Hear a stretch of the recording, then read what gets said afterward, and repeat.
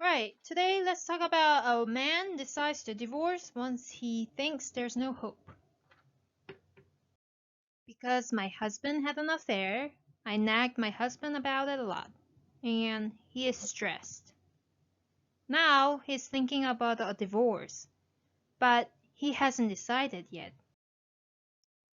If so, is he considering a divorce as a solution? Is he taking a wife as a stress? Is he going to divorce me because I am stressed to him? He told me there's no hope. And it's not my fault. And it's hard to take in. Oh, I remember. The story from last Saturday's psychological form on infidelity. Okay. So, his thoughts on divorce, it implies he doesn't want any stress from you anymore. And you're right on him, not making any final decisions yet. But he can decide at any time when the stress continues. And at this point, there are two case scenarios. First, he's unbearing his stress. And second, thinking there's no hope. And these two are different because without a hope, he's not going to look back on your marriage. And nothing is concluded yet, so you should stop looking back on your husband's infidelity and stop giving him stress. Nagging him doesn't save your marriage. I would say you're investing in your misfortune because the more you do it, the more you'll be miserable. And it seems like you want your husband to be miserable because you're miserable. And if this is the case, it's better to have a divorce and start a new life. But here, although the current situation will lead to misfortune, you are trying to live with your husband without a divorce. And that's why you're kept nagging and obsessive over him, and I understand that.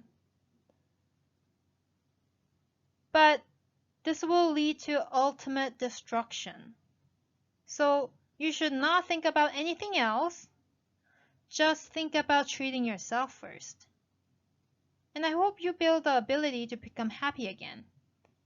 And then give the opportunity to your husband to be happy again.